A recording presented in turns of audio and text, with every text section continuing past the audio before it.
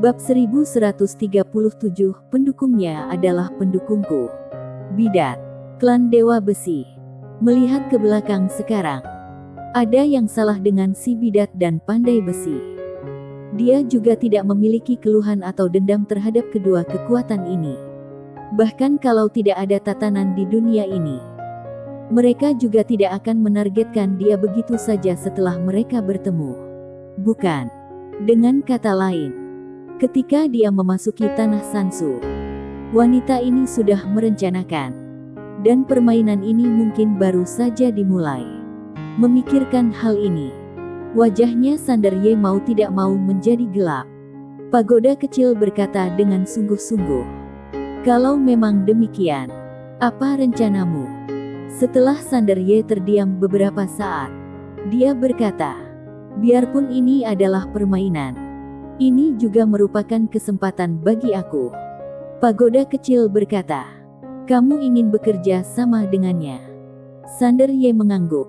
Seperti yang dia katakan, "Tuan Pagoda, tidak mungkin bagi aku untuk meminta bibi dan ayah aku untuk keluar dan membantu aku menyelesaikannya setiap kali aku menghadapi kemunduran atau kesulitan. Sekarang aku hanya dapat mengambil langkah sesuai situasi." Saat dia berbicara, dia melihat ke atas dan melihat ke luar aula. Di langit di luar aula, awan merah melayang di sana. Matanya berangsur-angsur menjadi dingin. Dalam analisis terakhir, aku masih terlalu lemah. Kalau aku cukup kuat, tidak perlu bermain konspirasi dengan orang-orang. Pagoda kecil berkata, "Sejujurnya, kamu sudah cukup baik sekarang. Seperti kata ayahmu, jangan terlalu membebani dirimu sendiri. Harus ada tekanan. Tapi kalau terlalu banyak akan mudah membuatmu gila." Sander Ye mengangguk. "Paham." Pagoda kecil berkata, "Tetapi, kamu tetap harus berhati-hati. Biarpun otak kamu fleksibel, wanita ini tampaknya lebih baik dalam merencanakan situasi secara keseluruhan. Sampai sekarang, setiap langkah yang kamu ambil sesuai dengan harapannya. Hanya Tuan Pagoda yang bisa bersaing dengannya untuk rencana semacam ini. Jadi kamu harus berhati-hati agar tidak dikhianati olehnya dan menghitung uangnya." "Tahu." Sander Ye terdiam. Dia tidak bisa menjawab kata-kata ini. Pada saat ini, Fa Safan tiba-tiba muncul di aula lagi. Dia memandang Sander Ye dan berkata sambil tersenyum, "Tuan Ye, ini waktunya makan malam. Mari kita makan malam bersama." Sander Ye menandangnya. "Hanya kita?" Fa Safan mengangguk. "Hanya kita." Sander Ye tersenyum dan berkata, "Oke." Fa Safan sedikit mengangkat sudut mulutnya. Sepertinya Tuan Ye sudah mengambil keputusan. Sander Ye berjalan perlahan menuju Fa Safari. Dia tersenyum dan berkata, "Apa daya, Nona Fan sepertinya hanya memberiku satu pilihan." Fa Safan tersenyum dan berkata, "Hidup memang seperti ini. Seringkali tidak ada pilihan sama sekali. Tapi inilah hidup, bukan?" Setelah mengatakan itu, dia berbalik dan pergi. Sander Ye melirik Fa Safan lalu mengikutinya. Sander Ye mengikuti Fa Safan ke aula bundar. Aula bundar itu sangat besar.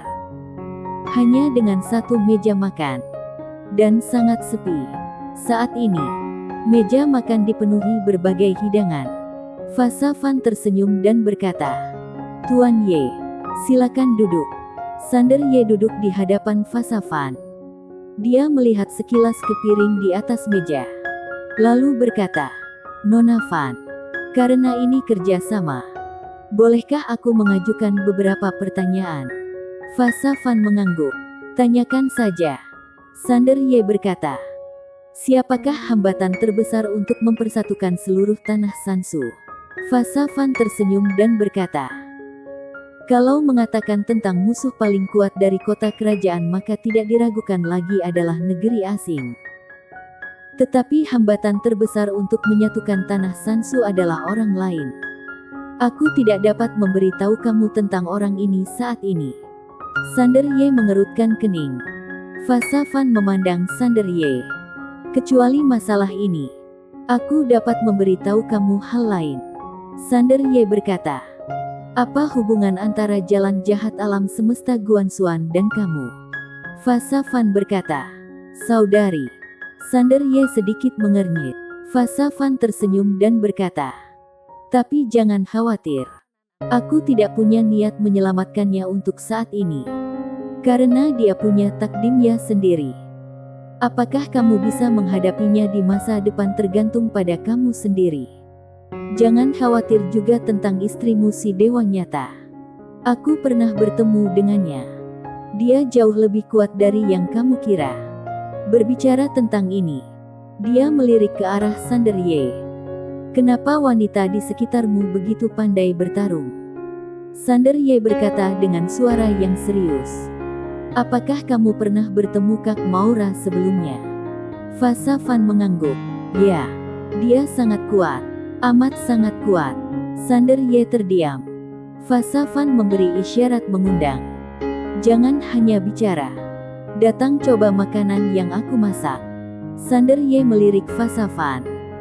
Lalu mengambil sepotong daging di depannya dan memasukkannya ke dalam mulutnya. Mengunyahnya.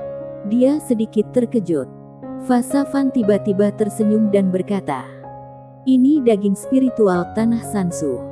Bagaimana rasanya? Sander Ye berkata, oke. Fa Safan pun mengambil sepotong dan memasukkannya ke dalam mulutnya. Setelah makan beberapa saat, dia tersenyum dan berkata, jenis daging ini adalah favoritku ketika aku masih kecil. Sayangnya, bagiku saat itu adalah sebuah kemewahan. Sander Ye berkata, Nona Fan, aku rasa kamu sudah punya rencana. Bukan? Fa Safan mengangguk. Langkah pertama dari rencananya adalah meningkatkan kekuatanmu terlebih dahulu. Sander Ye memandang Fa Safan. Bagaimana cara meningkatkannya? Fa Safan tersenyum dan berkata, seraplah fragmen hukum tertinggi. Sander Ye sedikit mengemit. Fa Safan mengambil sepotong daging spiritual lagi dan memasukkannya ke dalam mulutnya. Lalu berkata, orang lain menyerap fragmen-fragmen hukum tertinggi untuk menyerap energi. Tetapi kamu menyerap fragmen-fragmen hukum tertinggi untuk verifikasi dan menentang hukum. Sander Ye berkata dengan suara yang serius. Maksud kamu menggunakan hukum tertinggi tanah Sansu untuk memverifikasi hukum Guanxuan aku? Kilatan apresiasi melintas di mata Fa Safan. Kamu benar. Tetapi kamu hanya setengah benar. Kamu tidak hanya perlu memverifikasinya, tetapi kamu juga perlu belajar dannya dan belajar dari kekuatan satu sama lain. Banyak dari hukum tertinggi kami yang memberatkanmu, tapi ada banyak yang bisa kamu gunakan. Sander Ye terdiam. Fa Safan melanjutkan. Aku sudah membaca hukum Guanxuan kamu dan mengetahui konsep inti tatanan kamu. Tetapi ini masih belum matang. Jadi, kamu perlu belajar darinya. Dan hukum tertinggi tanah Sansu tidak diragukan lagi adalah yang terbaik untuk kamu pelajari. Selain itu, hukum tertinggi ini juga merupakan cara praktik. Dan cara terbaik bagi kamu untuk mempelajarinya adalah dengan mempraktikkannya sendiri. Sander Ye meling Fa Safan. Bagaimana dengan menentang hukum? Fa Safan tersenyum dan berkata, gunakan hukum Guanxuan kamu untuk membalikkan hukum tertinggi yang rusak ini. Kalau kamu bisa melakukannya, proses ini akan membawa jiwa pedang kamu ke tingkat yang baru. Sander Ye terdiam. Fa Safan melanjutkan. Apa yang harus kita lakukan sekarang adalah melakukan yang pertama. Biarkan kamu menelan cukup banyak fragmen dari hukum tertinggi. Dan biarkan kamu merasakan pengoperasian reguler hukum tertinggi. Sander Ye mengangguk. Oke. Aku serahkan pada kamu. Fa Safan sedikit mengangkat sudut mulutnya. Oke. Pada saat ini, seorang lelaki tua berjubah merah perlahan berjalan ke arah Fa Safan. Dia memberi sedikit hormat dan kemudian berkata, Yang mulia, sudah siap. Fa Safan mengangguk. Lalu memandang Sander Ye. Ayo pergi ke medan perang asing. Sander Ye mengangguk. Oke. Fa Fan berdiri. Detik berikutnya, dia dan Sander Ye muncul di depan medan perang asing. Fa Fan melihat ke jurang ruang dan waktu. Ada reruntuhan di dalamnya, yang merupakan area inti di mana dewa asing dan Jenderal Qionoqiong tewas dalam pertempuran. Ada artefak yang ditinggalkan oleh mereka berdua, dan jantung hukum tertinggi di tubuh Jenderal Qionoqiong itu. Sander Ye menoleh untuk melihat Fa Fan. Jantung hukum tertinggi. Fa Fan mengangguk. Selama kamu menyerap cukup banyak fragmen dari hukum tertinggi, kamu dapat membentuk jantung hukum. Dan jantung hukum ini adalah sumber kekuatan mereka. Tetapi, terlalu sulit untuk membentuk jantung hukum. Sejak segel hukum tertinggi dibuka, hanya sedikit orang di tanah Sansu yang memiliki jantung hukum. Saat dia mengatakan itu, dia melihat ke arah Sander Ye. Targetmu kali ini adalah jantung hukum yang ditinggalkan oleh Jenderal Qionoqiong. Dan jantung dewa dalam tubuh dewa asing. Sander Ye berkata dengan suara yang serius. Apakah masih ada di sana? Fa Fan sedikit mengangguk. Ya. Sander Ye memandang Fa Fan. Fa Fan tersenyum dan berkata, alasan kenapa itu masih ada bukan karena kami tidak menginginkannya, tetapi karena tidak ada cara untuk mendapatkannya sebelumnya. Karena sebelumnya, area inti itu memiliki tekad yang kuat, dan hanya kekuatan tingkat atas dari semua pihak yang dapat menolak tekad mereka. Tetapi kami tidak dapat mengambil tindakan. Jadi kami terus menunda-nunda.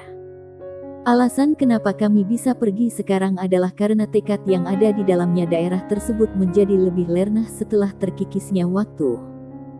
Jadi generasi muda dapat masuk. Sander Ye sedikit bingung. Kalian tidak bisa mengambil tindakan. Fa Fan mengangguk. Semua orang sepakat. Sander Ye bingung. Kenapa? Fa Fan tersenyum dan berkata, kita seperti senjata nuklir di galaksi Bima Sakti. Kita dapat memilikinya, tetapi kita tidak dapat menggunakannya. Karena sekali kami menggunakannya, semua orang akan mati.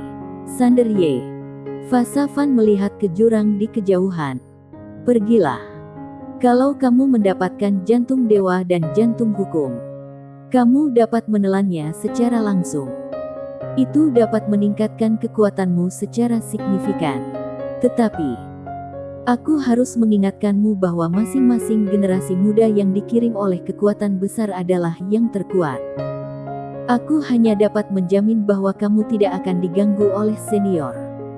Tetapi kalau kamu tidak dapat mengalahkan orang-orang dari generasi yang sama, maka aku tidak dapat membantu kamu karena ketika aku menahan senior mereka juga menahan aku.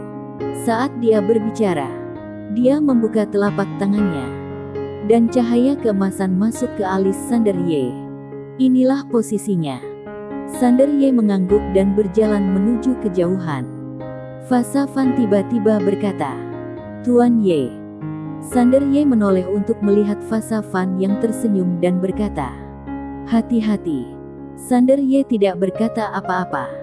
Berbalik, terbang dengan pedangnya, dan menghilang tidak jauh.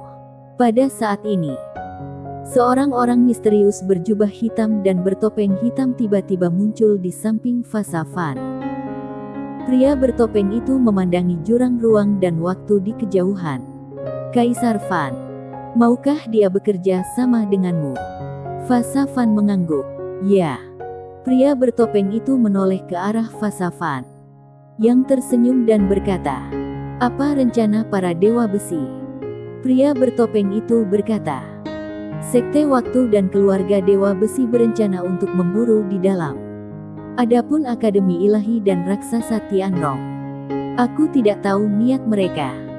Apakah kamu yakin dia bisa bertahan di sana? Fa Fan melihat ke jurang ruang dan waktu tidak jauh dan sana, lalu terkekeh. Kalau tidak dapat bertahan dari kesulitan kecil ini, bagaimana dia bisa menjadi raja dinasti Sengsu? Saat dia berbicara, Sudut mulutnya sedikit terangkat. Pria bertopeng itu meling Fa Fan dan ragu untuk berbicara. Fa Fan berkata dengan tenang, "Apakah menurutmu aku sedang merencanakan sesuatu?" Pria bertopeng itu mengangguk. Fa Fan berkata dengan lembut, "Aku memang menggunakan trik. Tapi trik ini adalah untuk membuat dia berada di pihak aku." Setelah mengatakan ini, dia tiba-tiba menoleh ke arah pria bertopeng. "Tahukah kamu kenapa penjahat biasanya mati?" Pria bertopeng itu sedikit mengernyit. Fa Fan berkata sambil tersenyum, "Karena mereka sering berdiri di tim yang salah. Mereka akan mati. Ketika penjahat mengambil tim yang tepat, dia bukan lagi penjahat, tetapi orang yang baik." Saat dia mengatakan itu, dia berbalik untuk melihat ke kedalaman langit berbintang dan berkata dengan lembut, "Mulai sekarang, aku akan berada di tim yang sama dengan Tuan Ye. Pendukung Tuan Ye akan menjadi pendukung aku. Mereka semua akan mati." "Sialan," pria bertopeng bersambung.